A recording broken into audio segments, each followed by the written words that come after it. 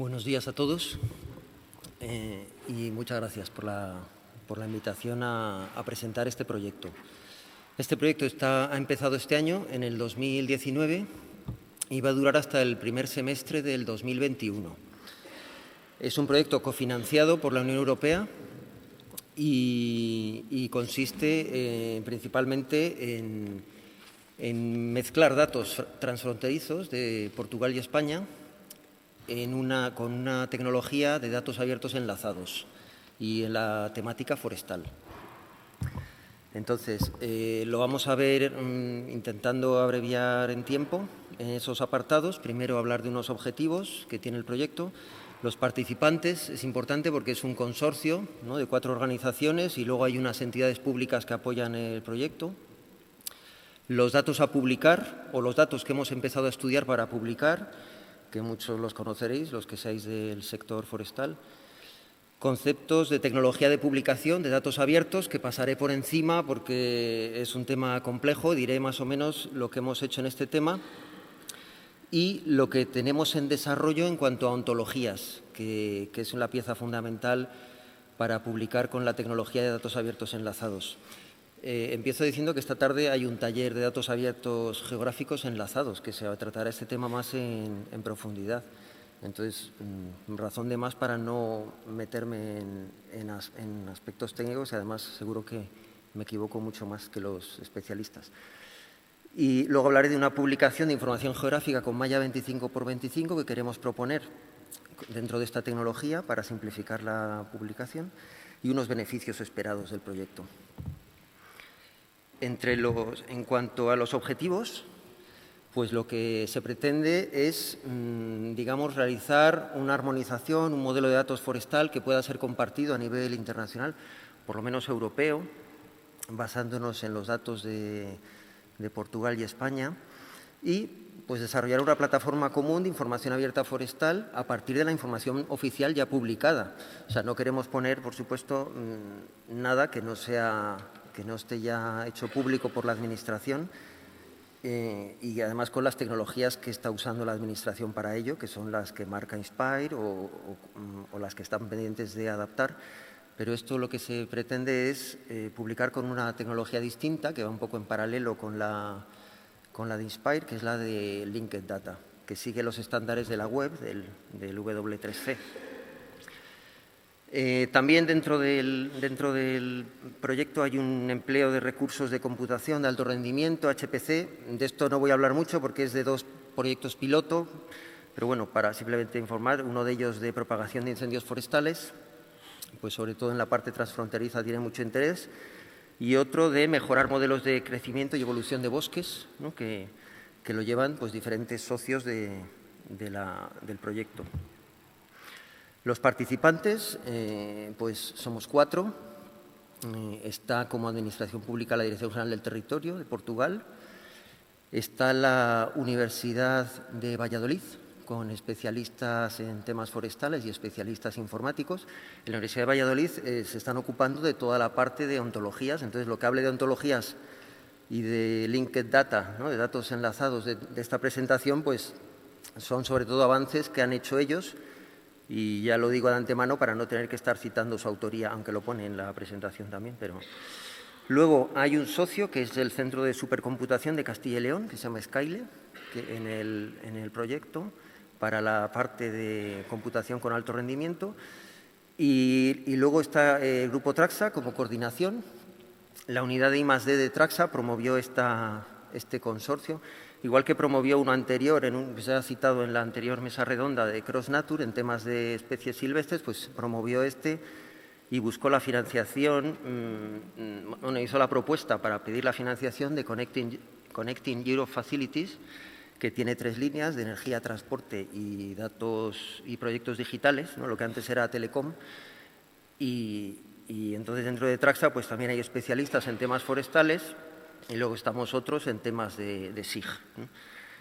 En cuanto a entidades de apoyo, tenemos como Advisory Board, panel de asesores, y como proveedores de datos al Instituto de Conservación de la Naturaleza y das Florestas de Portugal, que ya ha habido reuniones con ellos para los datos que van a poder proporcionar. y la Subdirección General de Política Forestal del Ministerio de Agricultura, Pesca y Alimentación, donde se realizó este año la reunión de inicio del proyecto. También hay que destacar la presencia del INIA, ¿no?, que es indudablemente el asesor científico del Ministerio, y que también nos hemos reunido con este organismo, sobre todo para todo el tema de modelo de datos forestal a nivel europeo, que son muy conocedores de ello. Como datos que hemos empezado a publicar, pues claro, realmente no son nada novedosos, sino al revés, históricos. El Inventario Forestal Nacional, que hemos empezado a analizar su modelo, el modelo ya está estudiado, hemos empezado a ver cómo pasarlo al formato de datos abiertos, pues lleva ya más de 50 años, ¿no?, de trabajo en España. Vamos por el cuarto Inventario Forestal Nacional. La base legal es la Ley de Montes, en el artículo 28, que habla de la estadística forestal española y que otorga al Ministerio de Agricultura la responsabilidad de elaborarlo. Es un proyecto decenal, la información se genera a nivel de provincia y es básica para elaborar las estadísticas forestales. Las geometrías que tiene el Inventario Forestal Nacional pues realmente son puntos donde se toman los datos en campo de los pies mayores, menores y de matorral, que haya una determinada distancia y que se guarda en tablas. A su vez, luego esos puntos son tratados estadísticamente y se genera una gran cantidad de información dentro del Ministerio, que gran parte de ella está pública, pero que realmente mucha de ella se considera dormida, ¿no?, en cuanto a que no se… Realmente para tratarla hay que ser un gran especialista en temas forestales y quizá con este proyecto pues se pretende dar una salida con esa armonización a esos datos que se pueden generar. Un poco el segundo conjunto de datos que hemos estado estudiando para su publicación pues es el Mapa Forestal de España, que es una capa de recintos continuos a nivel nacional y que delimitan las zonas homogéneas de formaciones arboladas con información de las tres principales especies, estado de la masa, ocupación, fracción de cavidad cubierta y demás parámetros que se realizan por fotointerpretación y con verificación parcial en campo. Esta información en mapa forestal es la base cartográfica desde el tercer Inventario Forestal Nacional del mapa de base que se usa, del mapa de vegetación que se usa para estratificar y extender la información estadística del inventario por provincias. Estas dos geometrías pues, son las primeras que nos hemos encontrado junto con todos sus datos asociados para trabajar en la tecnología. O sea, una geometría de recintos a una escala que ahora mismo está a 25.000 del mapa forestal. Es el reto principal porque tiene una geometría complicada, o sea, muy precisa para lo que es la tecnología de datos abiertos. Y los puntos de las parcelas. Hablando de Portugal, ha habido una reunión ya con el Instituto de Conservación de la Naturaleza y de las Florestas. El inventario forestal tiene una concepción distinta, no son parcelas permanentes, sino que se hace con parcelas, digamos, variables. Y sí que tienen un mapa forestal continuo que seguramente vamos a incorporar con el mismo modelo y se va a ir haciendo ya la armonización.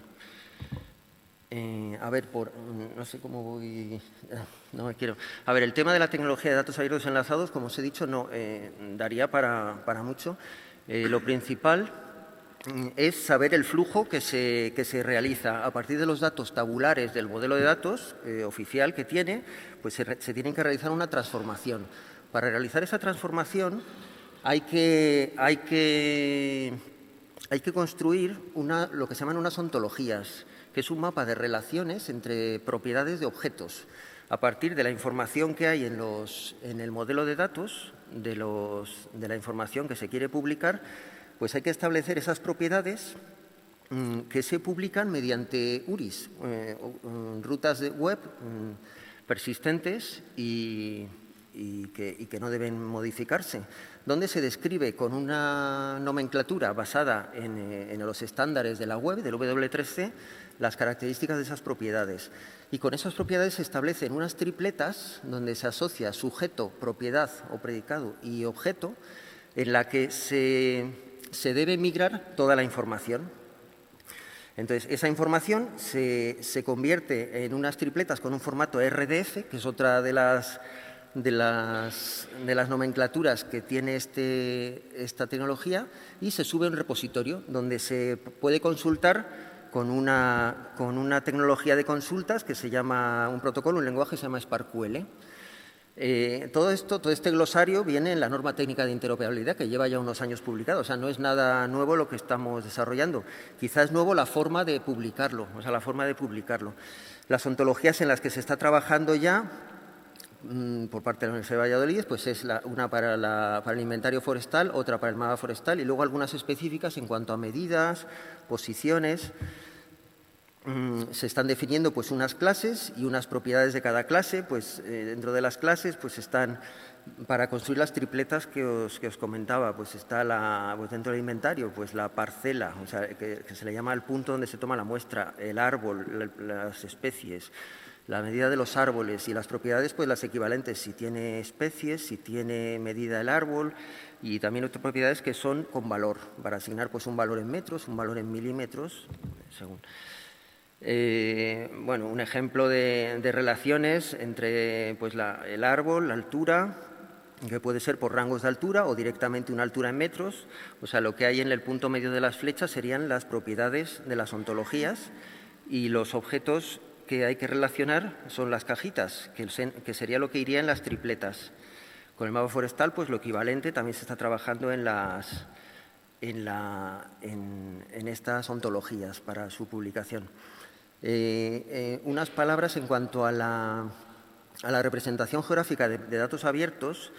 En este caso he comenzado diciendo que hay que hacer una simplificación de geometrías para el mapa forestal, porque es la información más compleja, y se ha pensado, pues, en principio, de acuerdo con el Ministerio, en una malla 25 por 25 metros, que puede ser interesante para cruzar con otras informaciones que ahora mismo se están generando en relación pues, con el inventario de emisiones, con el inventario nacional de erosión de suelos que se está integrando actualmente y demás. Y entonces, a partir de esto, pues también se está trabajando en una ontología específica de gris espacial de 25 metros, en el que también se le van a asignar unos valores para hacer tripletas en las que se dé un URI a cada una de las unidades de 25 por 25, que suman un total de más de 900 millones de celdas para el territorio ibérico, ¿no?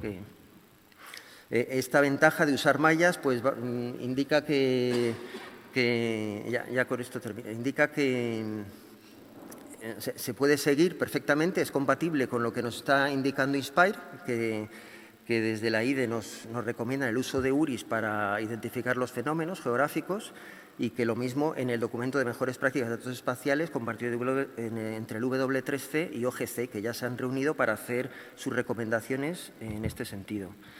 Bueno, hay un visualizador geográfico para probar el acceso al mismo, que hay unos pantallazos en el cual se pueden pues, hacer selecciones. Esto lo vamos a poner en la web próximamente, pues haciendo selecciones ya directamente, atacando al repositorio SQL, pues ya con las primeras cargas que se han hecho, pues seleccionando por tipo de especie, en función de los recintos de mapa forestal, clasificando ya las parcelas del inventario, también por las especies que pertenecen que están en cada una de ellas, incluso ya a nivel de árbol, como en los estadillos que se recogen. Esto sería lo que hablaba yo de datos dormidos al principio. O sea, lo que se recoge es la posición del árbol de forma relativa, con distancia y rumbo, pues se pueden ya incluso recuperar también las posiciones de árbol, el tipo de árbol con su altura y sus características que tiene en el inventario. Y los beneficios esperados, pues los que ya he comentado más o menos: la creación de la plataforma abierta, la creación de las URIs, que puedan servir también de base para futuras capas o capas que están en elaboración dentro de Mapa y Miteco, la utilización de recursos de supercomputación y aplicación de herramientas para la gestión forestal con esta tecnología. Muchas gracias. Gracias, Blanca.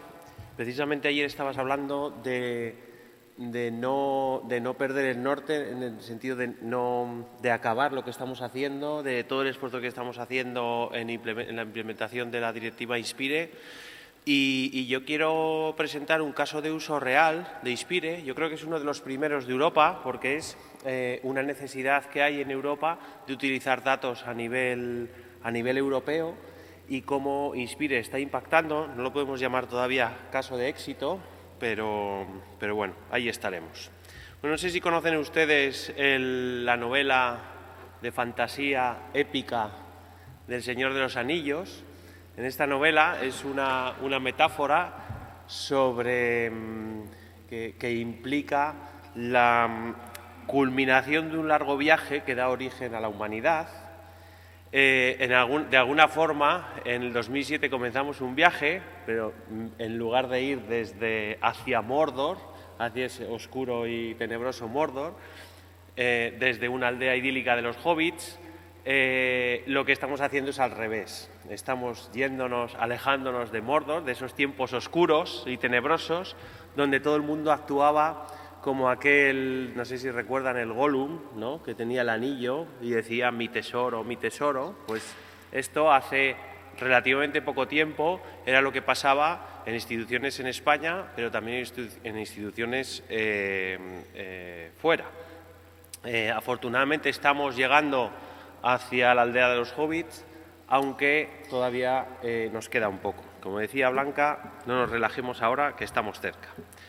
Bueno, Copernicus es el programa de observación de la Tierra de la Unión Europea. Es un programa por el cual ha lanzado un montón de satélites, no sé si les suenan, los Sentinel 1, 2, 3, y pone a disposición de los usuarios de todo el mundo, de forma gratuita, imágenes de satélite. Pero la Comisión Europea se dio cuenta de que solamente con las imágenes de satélite, o mejor dicho, para explotar esa información, necesitaba también tener en cuenta los datos de sensores y de información en tierra, y hay un segmento de Copernicus que es Copernicus In Situ, que es el que se ocupa de gestionar esa información que no es lo que es la captura de imágenes de satélite, sino la gestión de la información de tierra, para complementar la imagen de satélite. Copernicus In Situ tiene 6 servicios de Copernicus, que son Marina, Atmósfera, Tierra, Seguridad, Emergencia y Clima.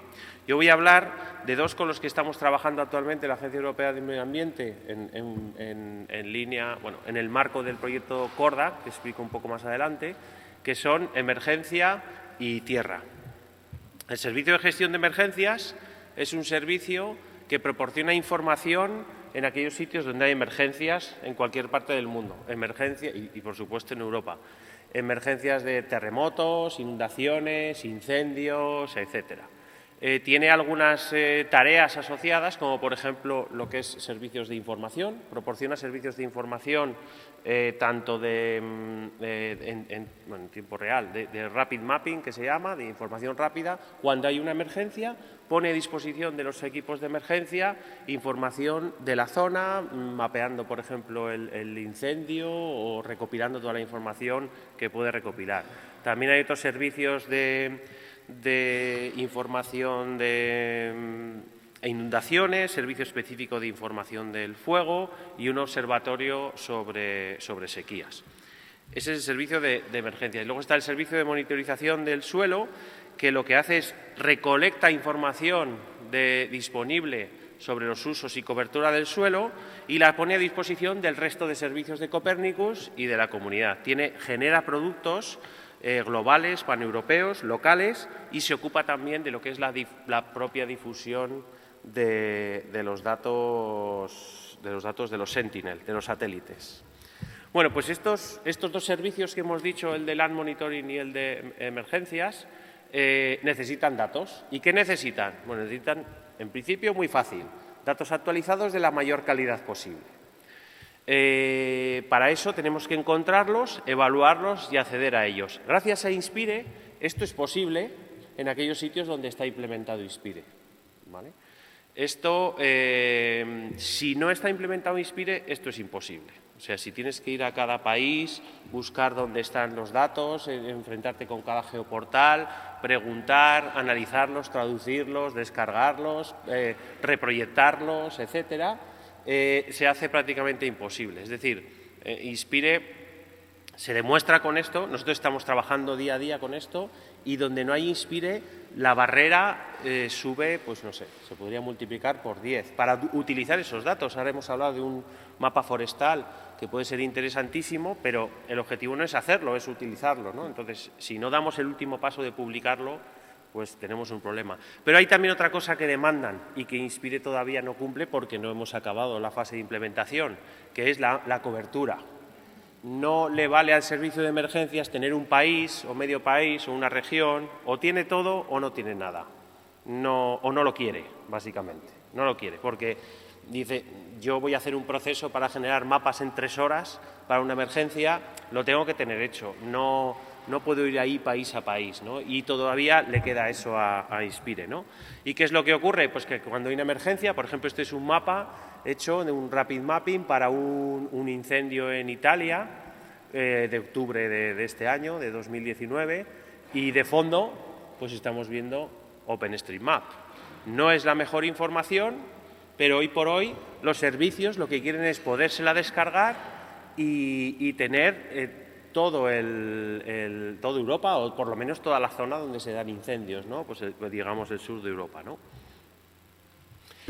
Bueno, para facilitar el uso de los datos in situ para los servicios de Copernicus, la Agencia Europea del Medio Ambiente lanzó CORDA, que es Copernicus Reference Data Access, que es el proyecto en el que estamos en consorcio con nuestros amigos de Epsilon Italia y Bilbomática, y el objetivo es facilitar datos in situ a los servicios de Copernicus, y ahí es donde estamos trabajando.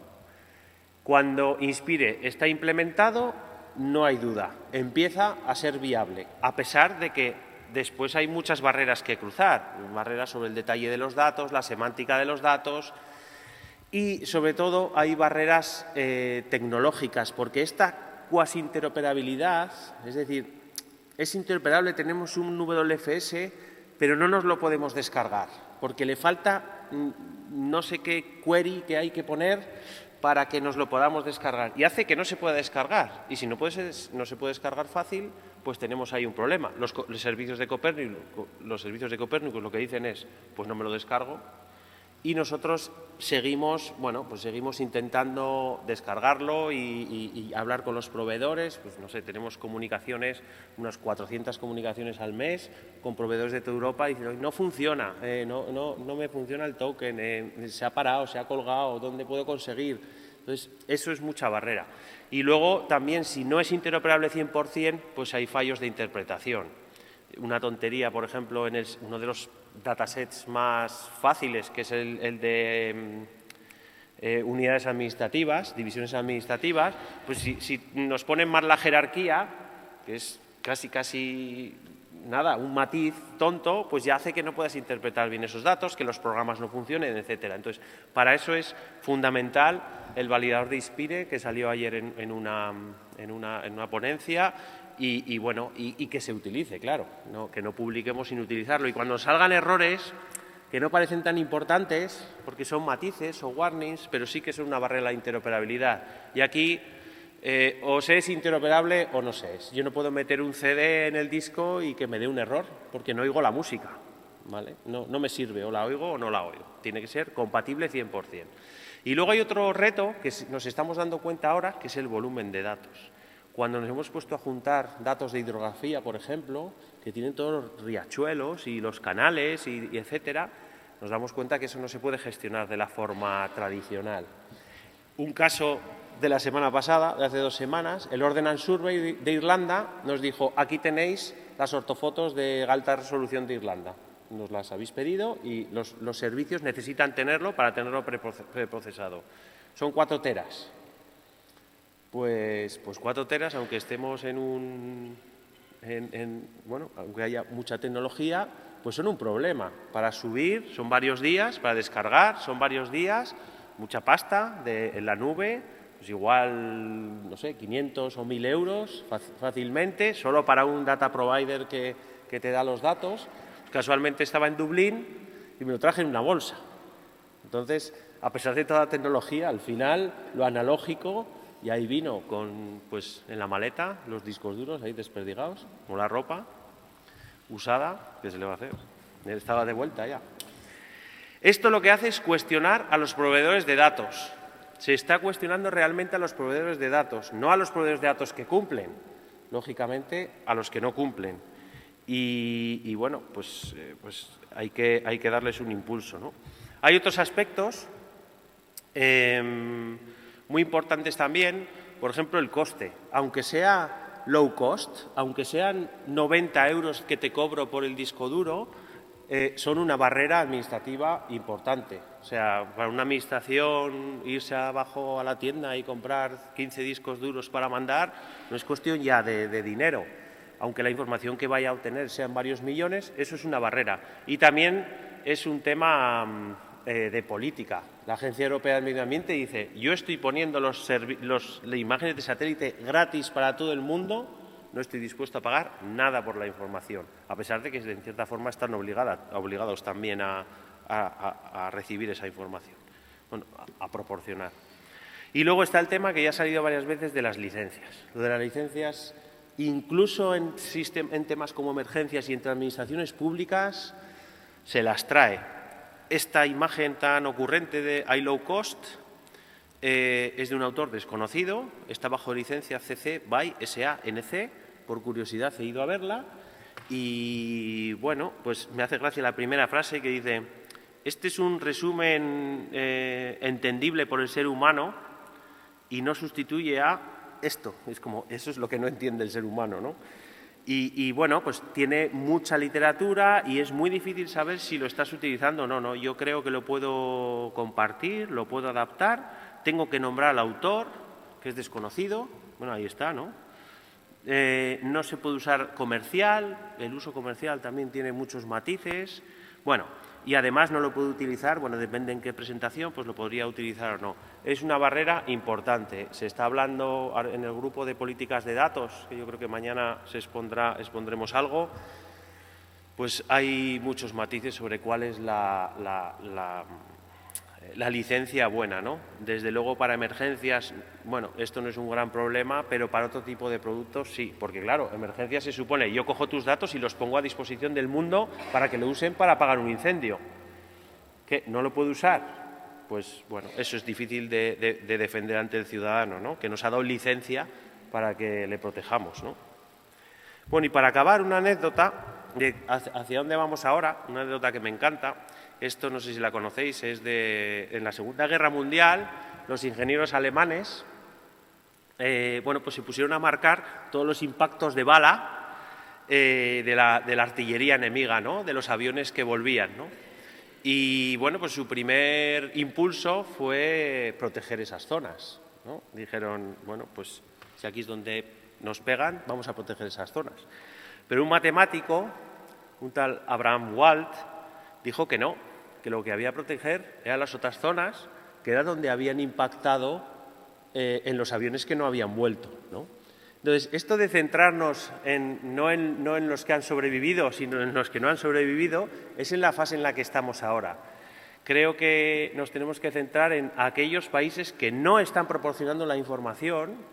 ¿Y por qué no la están proporcionando? Bueno, sí que podemos, siempre sale el tema de los recursos económicos, pero eso sabemos que es una cuestión de prioridades.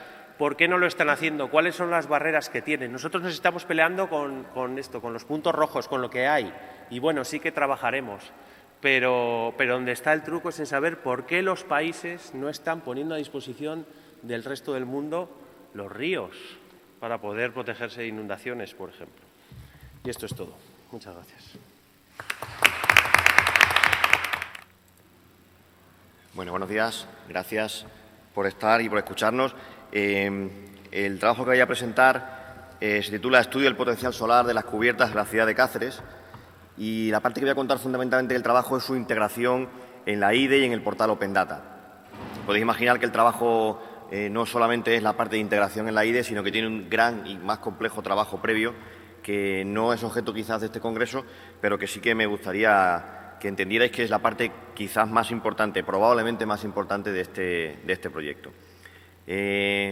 Por situar un poco en el contexto, la ciudad de Cáceres, Extremadura, es una zona en la que, bueno, pues aunque hoy no haga un día muy caluroso, es una ciudad con mucho potencial solar, con mucha luz, con mucho sol. La Unión Europea tiene una estimación global en la zona de Extremadura de aproximadamente 5,1 kilovatios hora metro cuadrado en su territorio. Entonces, una zona en la que, bueno, pues teníamos la idea de que se podía explotar el sol como fuente de energía. El Ayuntamiento de Cáceres había ido dando ciertos pasos a lo largo de los últimos años, una modificación del Plan General del año 2012 para favorecer la instalación de placas solares, también una modificación de la Ordenanza Fiscal del año 2017 para reducir el coste de los impuestos a aquellas personas que en su vivienda instalasen placas fotovoltaicas.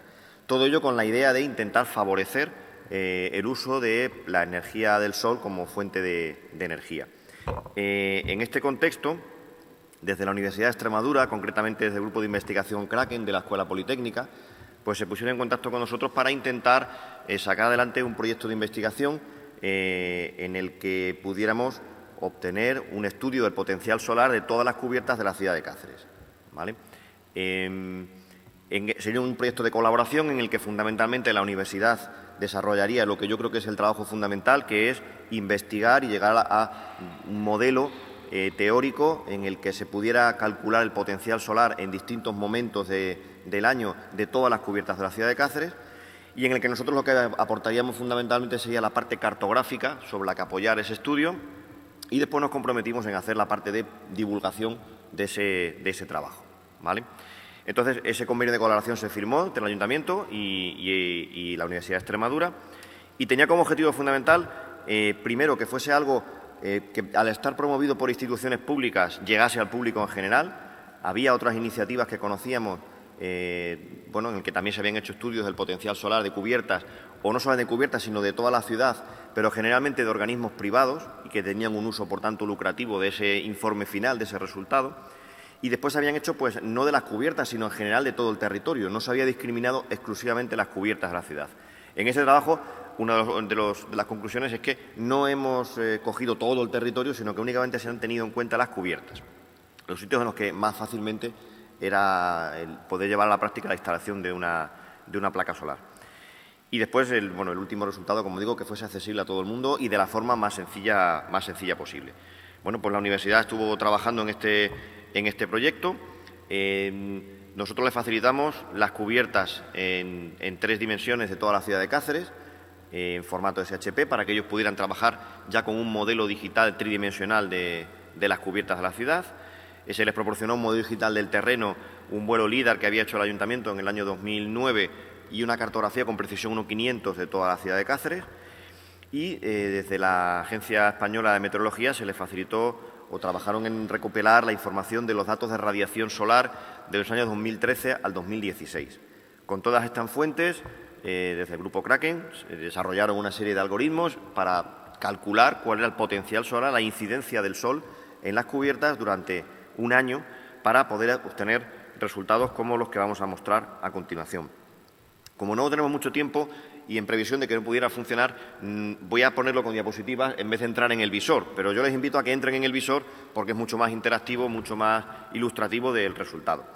Es un visor completamente interactivo, multiplataforma, está hecho con leaflet para que funcione en dispositivos móviles y totalmente gratuito su acceso. El visor tiene un aspecto como este, en el que podemos pues hacer zoom, movernos por toda la ciudad, y lo que estamos viendo es el potencial solar, en este caso la radiación media diaria medida en vatios hora metro cuadrado de las cubiertas. Como ven, solamente son las cubiertas, no hay potencial en el suelo, en la carretera, en los solares en los que no hay nada, solamente en las cubiertas de los edificios de la ciudad, que habían sido modelados previamente, como digo, en 3 dimensiones. El visor permite activar y desactivar capas, de tal manera que, bueno, aquí no sé si tengo alguna en la que se vea, permite activar y desactivar capas, cambiar la ortofoto de fondo, cambiarla por distintos fondos para evitar, claro, no es lo mismo la radiación que se pueda tener en el mes de mayo que en el mes de enero que en el mes de diciembre. Pues el cálculo se puede hacer por meses. Como la estimación se ha hecho por meses, pues podemos ver la diferencia entre el mes de enero, de febrero a mayo.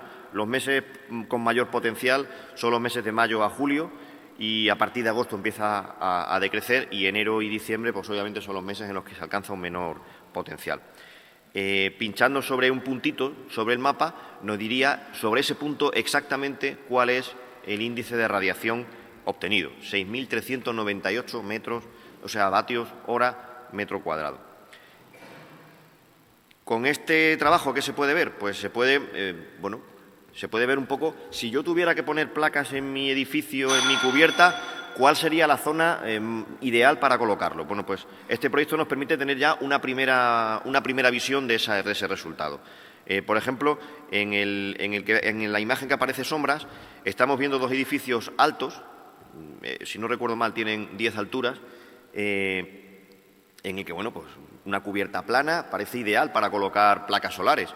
Sin embargo, se ve perfectamente donde pone la flecha que el edificio de al lado está proyectando una sombra continua prácticamente durante todo el año sobre ese edificio. Pues ya vemos que esa esquinita de ahí, de ese edificio, no es buena idea poner placas solares, porque vamos a tener mucha menor incidencia de radiación que si lo ponemos en el extremo contrario. Igualmente se ven las zonas que están en azul, son zonas en las que prácticamente no da el sol en ningún momento del día. Y eso es cierto porque la diferencia de altura que hay entre la parte donde está la flecha y la calle de al lado tiene una diferencia de desnivel de más de 5 metros. Entonces, esa es una zona de umbría en la que prácticamente no va a dar el sol nunca. Entonces, estamos viendo ya, de momento, sitios en los que no nos interesa poner placas, sitios en los que no va a dar el sol prácticamente nunca. En la imagen del otro lado, de la derecha, que pone orientaciones, estamos viendo unifamiliares. Eso que se ve ahí es una zona de unifamiliares. Pues igual, los unifamiliares tienen estas cubiertas, son cubiertas a dos aguas. Nos da una primera idea de si yo tuviera que poner placas en mi casa, que esto sean casas individuales, ¿qué lo pondría? ¿En la vertiente que da hacia el norte o en la vertiente que da hacia el sur? Veis que la flecha está colocada de manera que se ve que la parte que da al sur tiene un color rojo más intenso. Hay más radiación en la parte que da al sur que en la parte que da al norte.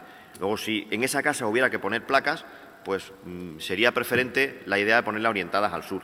Sin embargo, en los unifamiliares que están en la parte de arriba, que tienen una orientación de las cubiertas completamente distinta, pues vemos que el ponerla en la cubierta que vierte aguas a la derecha o a la izquierda no tiene una trascendencia tan vital como ocurre en el caso anterior. Bueno, pues este proyecto sirve para que todo el mundo pueda tener una idea de en su casa qué potencial solar puede tener.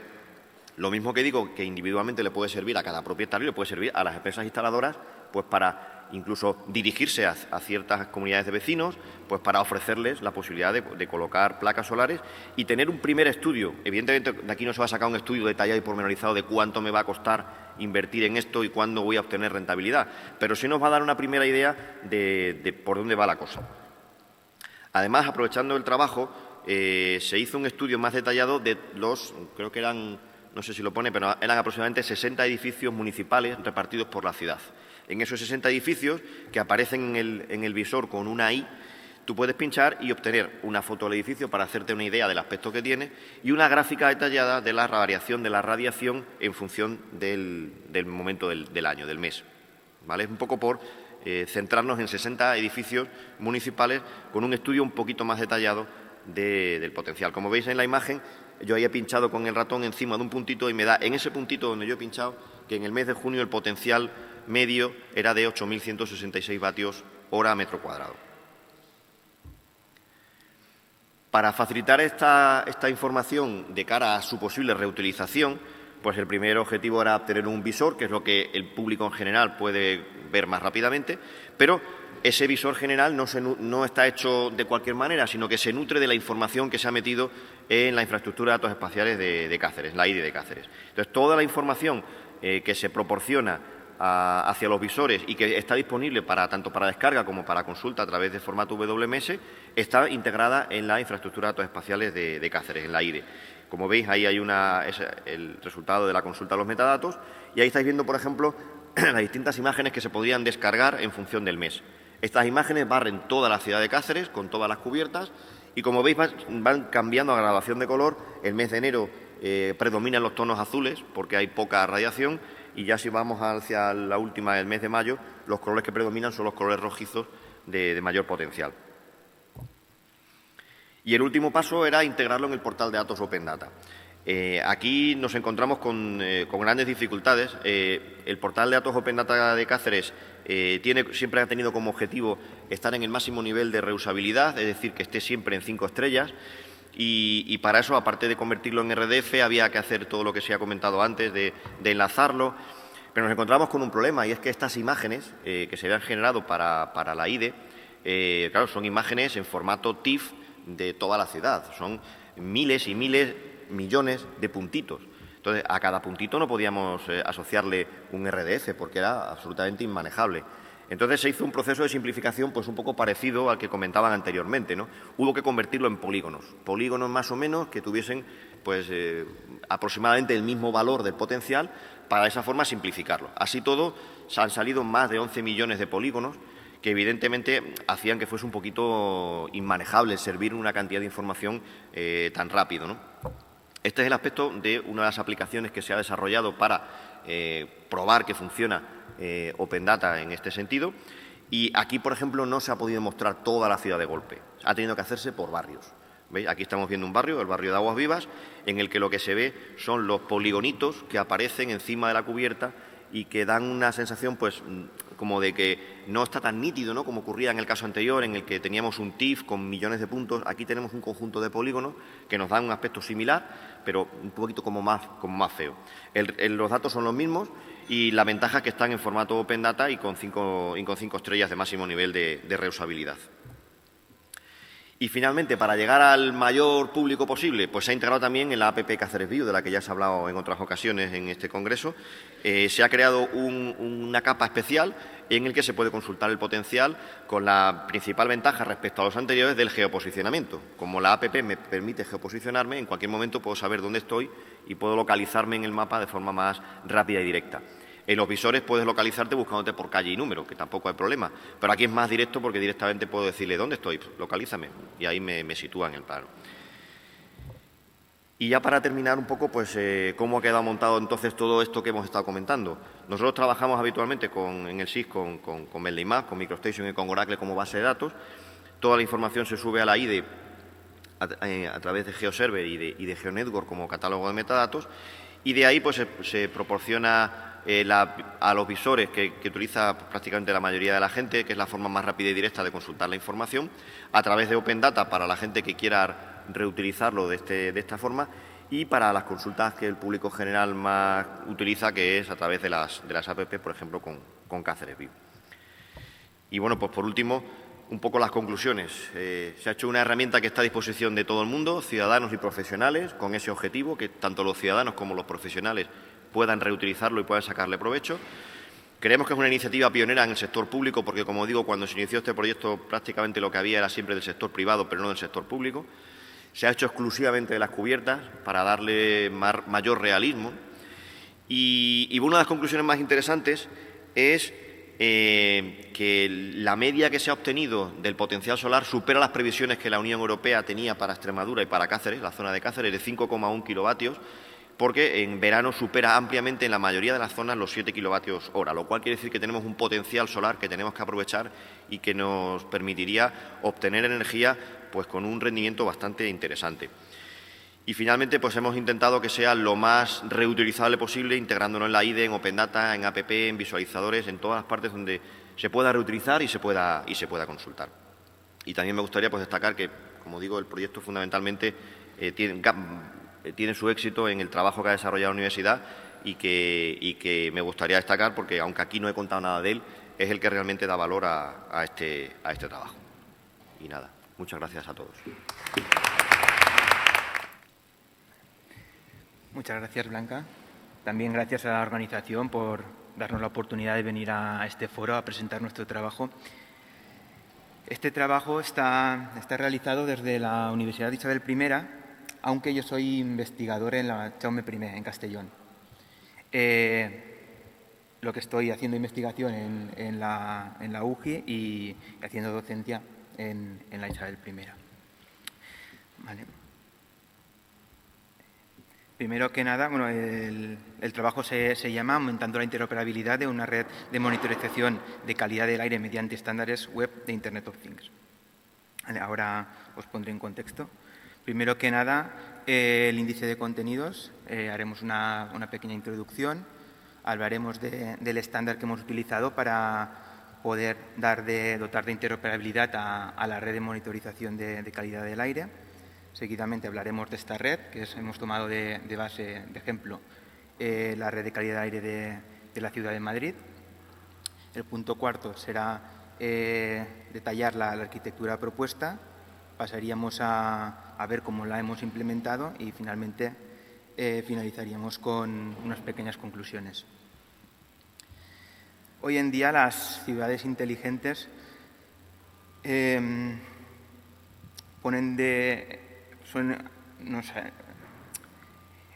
compuestas, ¿no?, por diferentes plataformas, cada una de ellas en un ámbito diferente, las cuales se nutren de dispositivos de Internet de las cosas, ¿vale? Estos dispositivos pueden ser de dos tipos. Pueden ser o sensores capaces de monitorizar, ¿no?, de darnos un valor sobre un fenómeno específico, por ejemplo, la temperatura o la cantidad de particulado en el aire.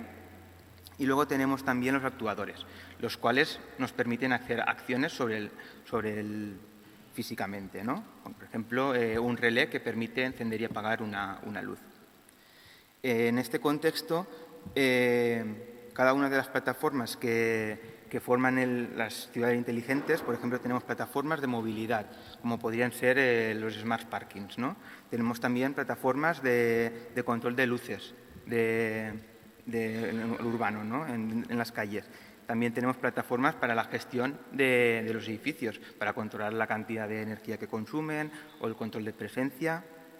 Y luego también tenemos otras plataformas, como pueden ser las redes de calidad del aire o meteorológicas. Cada una de estas plataformas forman silos, ¿vale?, que habitualmente, no siempre, forman silos los cuales ofrecen una API, un endpoint, para consumir los datos, ¿vale?, de forma vertical.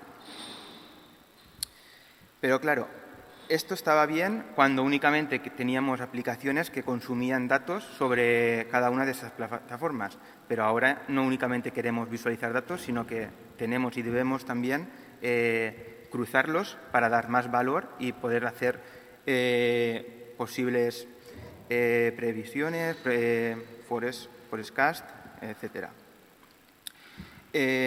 Por ejemplo, se podría dar el caso que en una plataforma de movilidad necesitásemos conocer el tiempo, ¿no? Por lo tanto, también nuestra aplicación de movilidad tendría que acceder a la plataforma de la red, ¿no?, de meteorología. Esto no sería posible, ¿vale?, porque esta aplicación no sería interoperable con la API que nos está ofreciendo esta plataforma de meteorología.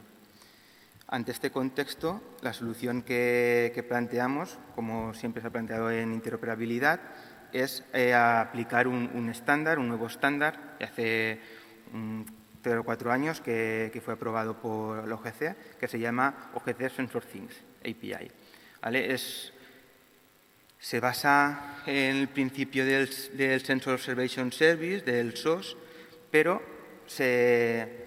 va más enfocado a los dispositivos de Internet of Things, ¿vale? Mediante este estándar, que haría un papel de middleware entre lo que serían las plataformas y las aplicaciones, tendríamos acceso completo a todas las plataformas para todas las aplicaciones que se creasen a partir de ellas. Vale, hablando un poquillo de lo que es el estándar, es un estándar OGC desde 2016, se empezó a hablar del estándar en 2014, fue promovido por Steve Liang, un canadiense. Está pensado para dar soporte al Internet de las cosas, está inspirado en el Sensor Web Enablement, el SWE, y tiene 2 perfiles. ¿Vale? Estos 2 perfiles van un poco paralelos a lo que os comentaba anteriormente, que tenemos tanto sensores como actuadores, ¿vale? Es el perfil Sensing y el perfil Tasking. El perfil Sensing fue aprobado en 2016 y el Tasking fue aprobado a principios de este año. Sigue una interfaz RESTful, CRUD, con lo que a través de la URI podemos crear, leer, actualizar y eliminar. Da soporte MQTT y COAP. Esto es muy interesante para la conectividad de estos tipos de dispositivos por las características que estos dispositivos tienen y por lo que ofrecen estos soportes, como por ejemplo la reducción en costes de conectividad a nivel de batería. Y sigue un formato de codificación JSON. Vale, hablando un poco de lo que es el perfil del sensing, tiene alrededor de 7 u 8 entidades. La más importante, bueno, todas son importantes, pero la principal, ¿no?, es el think, la cual es la que describe cada uno de los objetos. Esta tiene localizaciones, que a su vez estas se almacenan en un histórico. Luego tenemos el data stream, que serían los flujos de los datos de las observaciones que obtenemos, que a su vez el data stream tiene observed properties, que son el fenómeno que va a observar, ¿no?, y los sensores, que sería la descripción del propio dispositivo en sí. Y luego tenemos las observaciones, ¿vale?, que es la que nos haría almacenar los valores, y el feature of interest, que es la característica de interés y, por ejemplo, se puede etiquetar para indicar el lugar al cual se ha tomado la observación.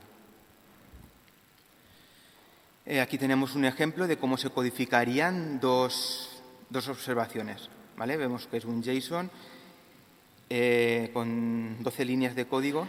En JSON tenemos la descripción de la observación. Esto, si lo comparásemos con el SOS, la verdad es que veríamos mucha diferencia. El SOS es un XML mucho más pesado que pasaría para definir una observación, por ejemplo, a un XML de ciento y pico líneas. Por lo que para el uso de ese estándar del SOS en dispositivos de Internet of Things, pues no es el más apropiado. Vale, hablando un poco del Tasking Core, aunque no lo utilicemos en nuestra implementación, es únicamente para que sepáis que también está ya soportado por el estándar.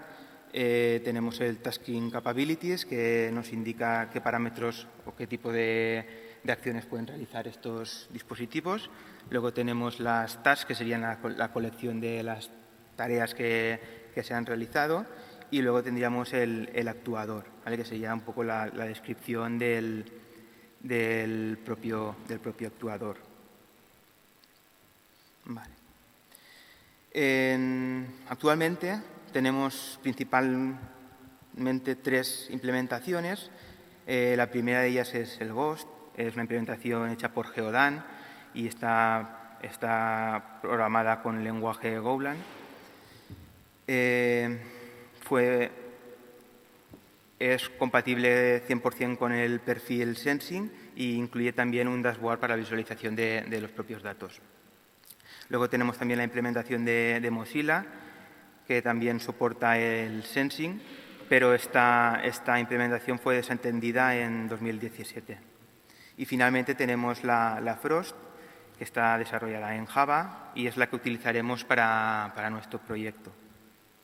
¿Vale? Continúa actualizándose y también están ya implementando el perfil Tasking. Vale, para poner en situación de cuál es la red de calidad del aire que vamos a integrar utilizando el estándar, hemos tomado, como he comentado anteriormente, la red de monitorización de calidad de aire de Madrid, la cual está compuesta por 24 estaciones automáticas, las cuales pues miden diferentes fenómenos, como puede ser el particulado en los diferentes pesos, ¿no?, de 10, de 2,5. Luego también mide óxido de nitrógeno, ozono, benceno, entre otros. Luego estas estaciones se clasifican en 3 categorías. Tenemos las urbanas de fondo, que serían las que cubren la población urbana en general. Tenemos las de tráfico, que serían las que están cercanas a las carreteras, las cuales podrían verse afectadas por el tráfico. Y luego tenemos las suburbanas, que son las que están más en la periferia de la capital. La frecuencia de actualización de estas estaciones es horaria y, bueno, y actualmente están publicadas en el Open Data de Madrid a través de un formato CSV. Vale. ¿Cuál es la arquitectura que proponemos? Proponemos una arquitectura de 3 capas, típica en el mundo geoespacial, en la cual tenemos los datos, que serían la red de calidad de aire de la Ciudad de Madrid. Luego tenemos la capa de servicios, que correspondería al estándar de OGC SensorThings API. Y luego tendríamos la capa de cliente, donde tendríamos los clientes web que explotasen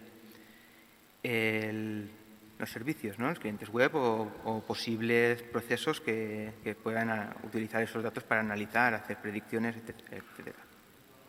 Y luego tendríamos 2 procedimientos. El procedimiento de ingestión, ¿no? que es el que se nos serviría para pasar los datos de la fuente de datos al servidor de SensorThings, y luego tendríamos el procedimiento de servir a través de los servicios RESTful. Vale, y ahora ya hablando más a nivel tecnológico, se ha desarrollado toda esta arquitectura dentro de una instancia de Amazon Web Services. Luego también se ha utilizado Docker para containerizar, ¿no? los servicios del OGC SensorThings API.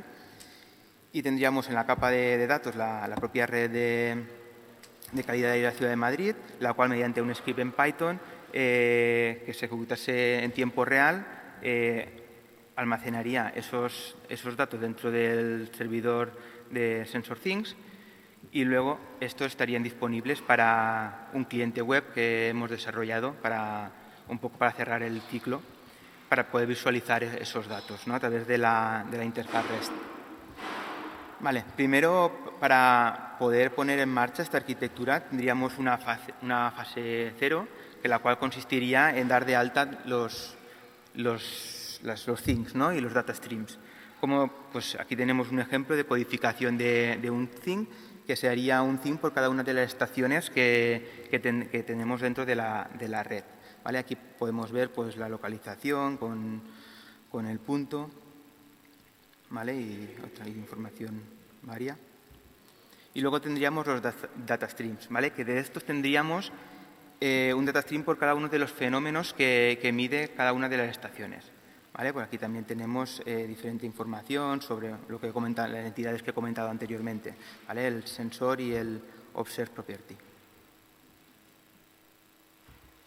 Vale. Y luego en la fase 1, que sería ya la que sería iterativa, consistiría en un script en Python que se ejecutase de forma horaria, ya que esta red tiene una frecuencia de obtener datos de forma horaria. Pues se ejecutaría ese script, el cual leería de CSV las observaciones y las inserta dentro del SensorThings API, como ejemplo de la codificación que vemos abajo. Únicamente con 2 líneas de JSON tenemos la observación, que consiste en el timestamp y el valor de la observación. ¿Vale? Y esto lo haríamos de forma horaria después de los minutos 20 o 30, que es cuando se actualiza el CSV dentro del Open Data de Madrid. Se haría a través de una petición POST sobre el data stream sobre el data stream de cada uno de los fenómenos. ¿Vale? Vale, y aquí tenemos un poco el aspecto que tiene el cliente. Es un cliente simple, utilizamos Leaflet y JavaScript, tiene un comportamiento responsive, puede ejecutar el teléfono móvil, y lo único lo que muestra es el último valor que se ha insertado dentro del SensorThings API. Cosa a destacar, pues que es un cliente estándar, es decir, únicamente cambiando la URL del endpoint del SensorThings podríamos adaptarlo a cualquier red que utilizase este estándar. Vale, finalmente, ya como conclusiones, decir que se ha hecho una validación del estándar dentro del ámbito de la monitorización ambiental. Se ha definido una arquitectura agnóstica al ámbito de aplicación, es decir, se podría aplicar a cualquier otro tipo de ámbito, por lo cual favorece su reusabilidad. Finalmente, sobre el estándar podemos decir que se caracteriza por su flexibilidad, facilidad y agilidad. Si lo comparamos sobre todo con lo que teníamos dentro de OGC, que era el SOS, ya que utiliza una interfaz REST y JSON como formato de los datos. Y finalmente decir que gracias a esta aplicabilidad pues, hemos dotado a la red de calidad del aire de interoperabilidad para que pueda ser utilizada por terceros. Por mi parte ya es todo.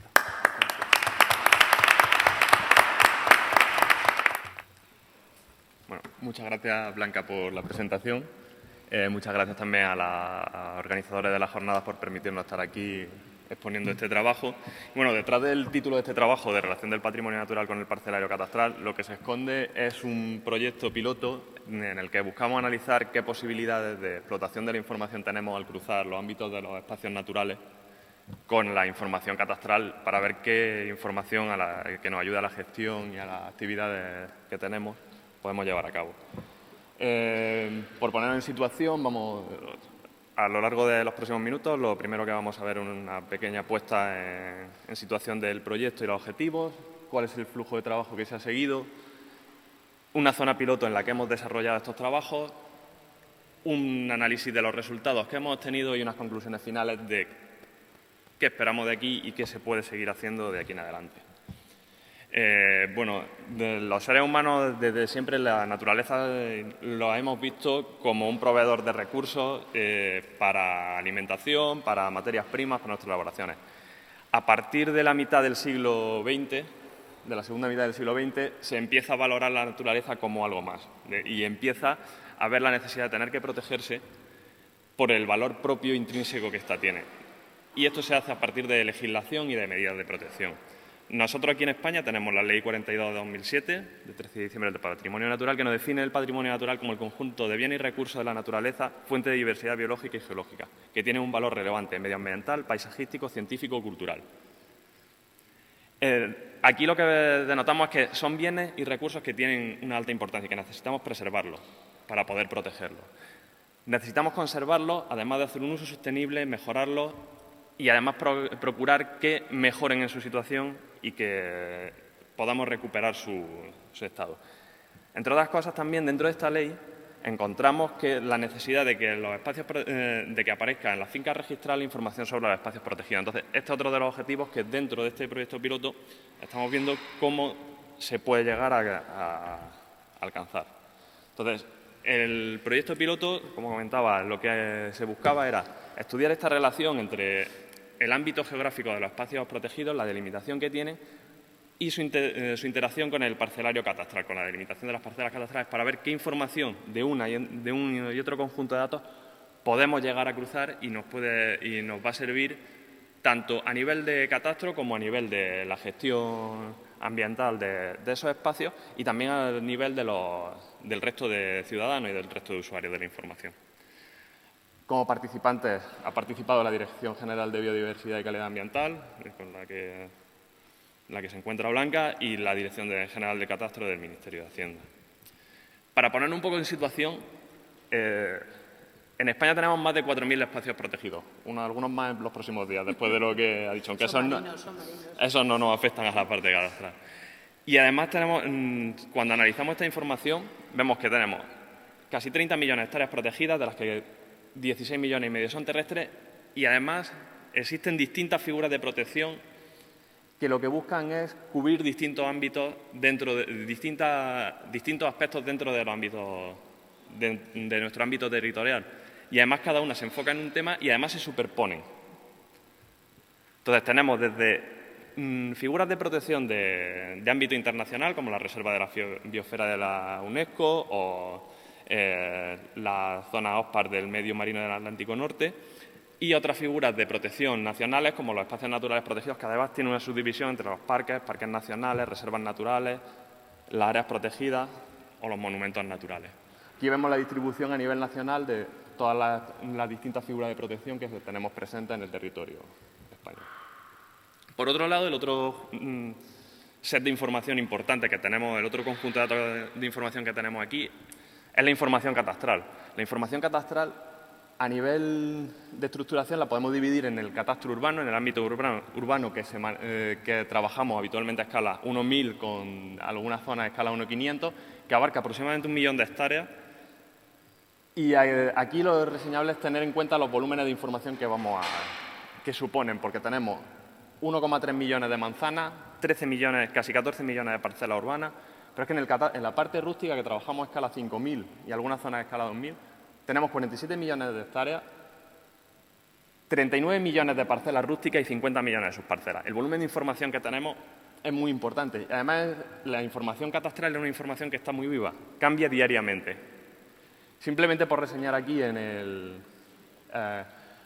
la información, en el año 2017 se dieron de alta 175.000 construcciones nuevas. Eso quiere decir que aproximadamente algo más de 500 construcciones se daban de alta al día, si considerásemos que se daban de alta todos los días del año algunas construcciones. Eso quiere decir que es una información que cambia con mucha frecuencia. También los espacios naturales, la delimitación de los espacios naturales puede cambiar, pero no a la tasa de cambio que presenta esta información.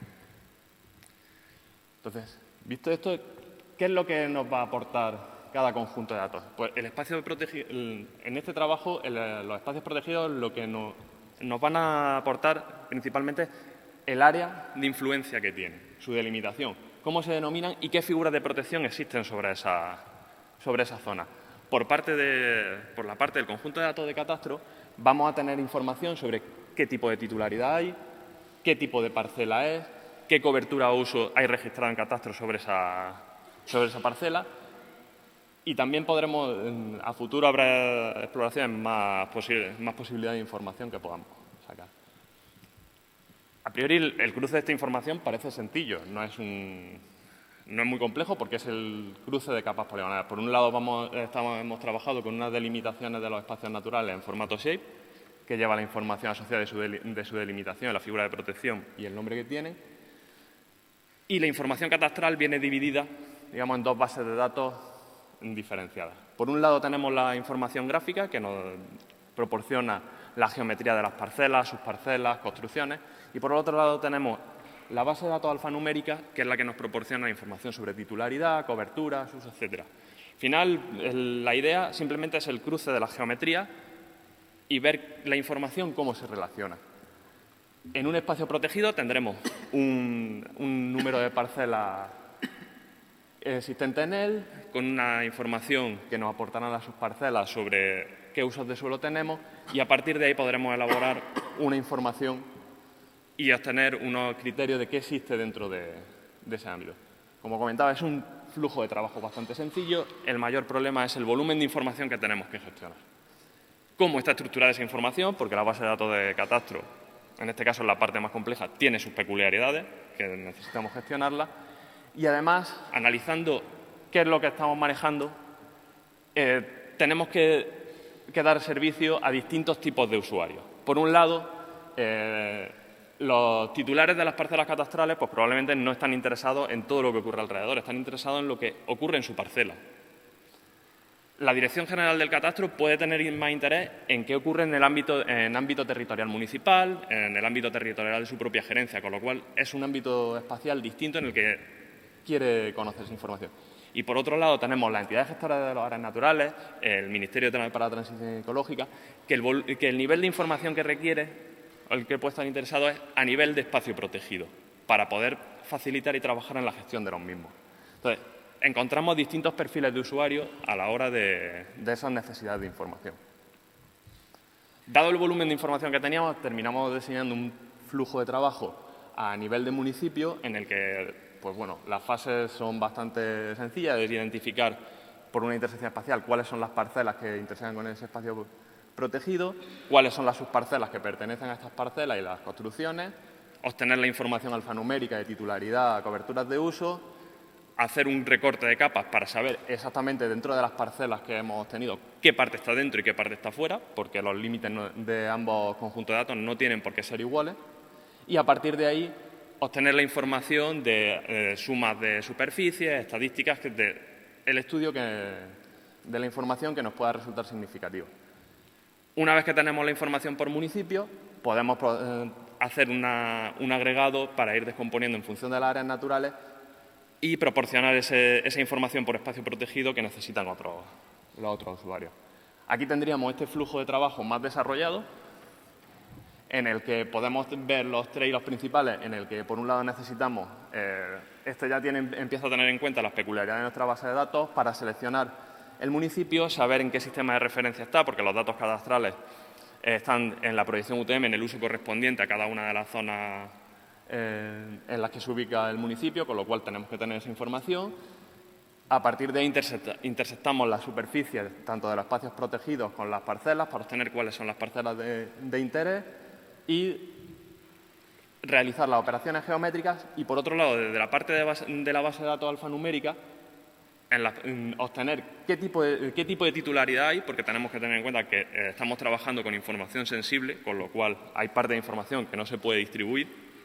Entonces, nosotros la información sobre los titulares de las parcelas lo que hacemos es transformarla en qué tipo de titular es, sea un titular público, un titular privado, una titularidad mixta que se nos ha dado en alguna ocasión, y asignar esa información a nuestras geometrías de salida, produciendo tres capas de geometría de salida, tanto de construcciones como parcelas como subparcelas, y luego unos listados estadísticos de información adicional estadística por categorías de los atributos en función de usos de suelo, cobertura, tipo de parcela y demás.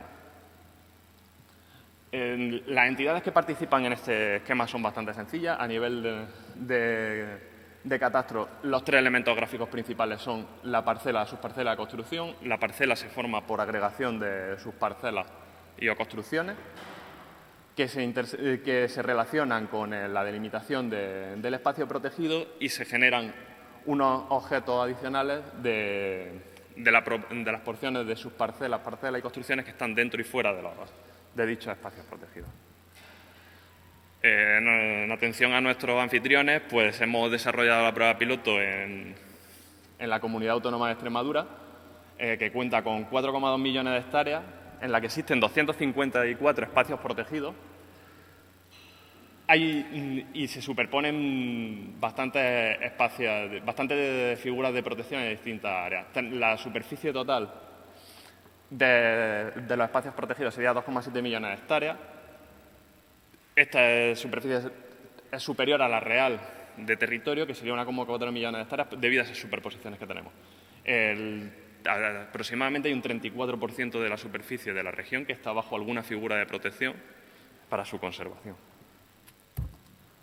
En lo que a nivel de información de catastro se refiere, tenemos 2 provincias, 2 gerencias, en las que existen 389 municipios, tenemos 1,8 millones de parcelas, 1,76 millones de subparcelas y 15 millones de polígonos de construcciones. Esto sí que conviene tenerlo en cuenta porque en catastro los polígonos de construcciones no quieren decir que que cada polígono corresponde a una construcción. Una construcción es una agrupación de polígonos en función de los volúmenes que presenta la misma. Pues bueno, ya empezamos a analizar un poco los resultados que tenemos. La superposición, lo primero que hemos analizado es cómo se distribuyen estas figuras de protección sobre el territorio, y vemos que el 61% de la superficie protegida lo está hecho por más de una figura de protección. ¿Vale? Las zonas que más figuras de protección acumulan pues son las zonas más importantes como Monfragüe, el Parque Nacional de Monfragüe, la zona transfronteriza del Tajo, el embalse de Orellana y la Sierra de Apela, Sierra Bermeja y la Sierra Grande de Arnacho. En estos espacios protegidos, ¿qué tipo de parcelas nos encontramos? Pues obviamente es lo que esperábamos dentro de lo normal, es que la mayoría son parcelas rústicas. Son parcelas de ámbito rústico y parcelas de lo que no es rústico suele ser dominio público. Vías de comunicación, zonas de lindes de embalse, etc. El ámbito urbano tiene poca representación en esta zona, aunque hay sorpresas porque hay algunos espacios protegidos que prácticamente son 100% ámbito urbano. Por ejemplo, aquí tenemos uno, la mayoría corresponden con cepas que son, pues en este caso, y la mayoría de ellas son colonias de Cernícalo primilla, como por ejemplo esta de San Vicente de Alcántara. Lo siento por la hora, aunque parezca una chuleta. que hay hambre. Vale, entonces, las zonas, hemos hecho algún análisis sobre las distintas zonas, pues hay varias, como por ejemplo esta de San Vicente de Alcántara, en Fuente de Cantos, Jaray de la Vega, que son cepas que son prácticamente el 100% son área urbana.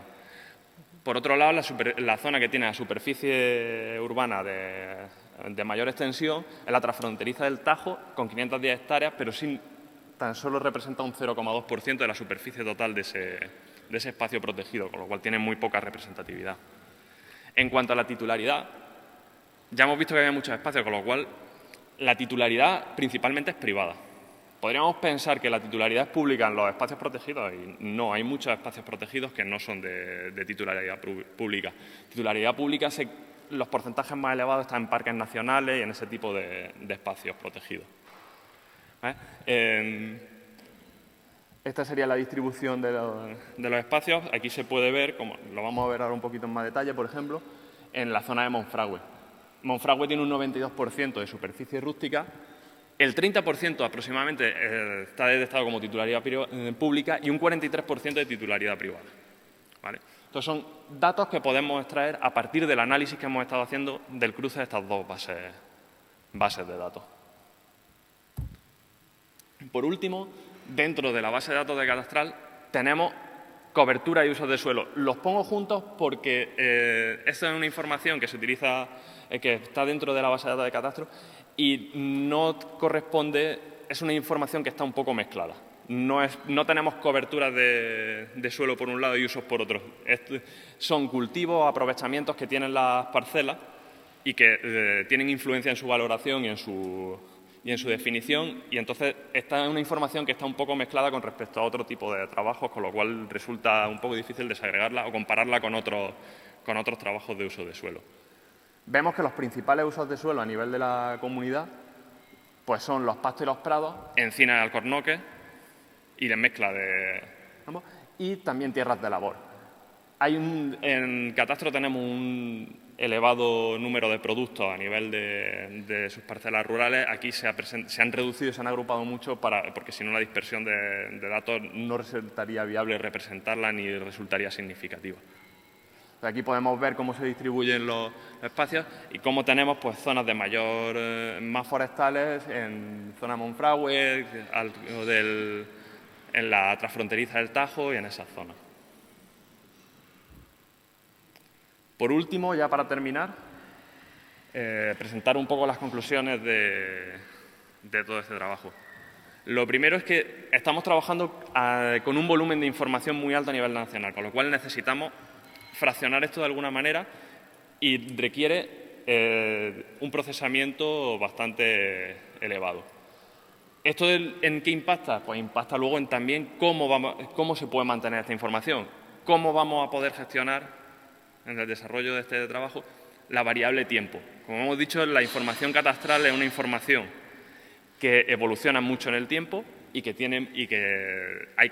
se te mantiene al día, con lo cual es necesario ver cómo se puede llevar a cabo esa coordinación para que todos los actores y todos los interesados tengan información lo más actualizada posible de acuerdo a sus necesidades.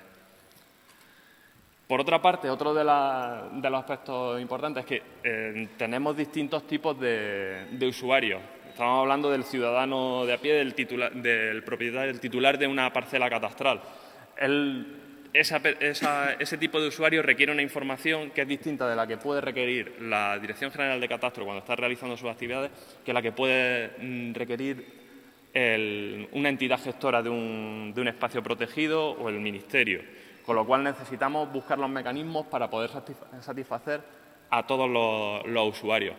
Y por último, reseñar que este es un ejemplo del gran potencial que existe en la colaboración entre órganos de la Administración, de cómo a partir del cruce de información de distintas fuentes, de distintos órganos, se pueden desarrollar nueva información, desarrollar nuevos productos y facilitar la gestión y el desarrollo de todas las áreas.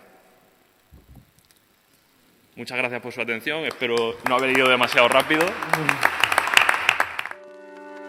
SDI Locals, bringing digital information closer to citizens.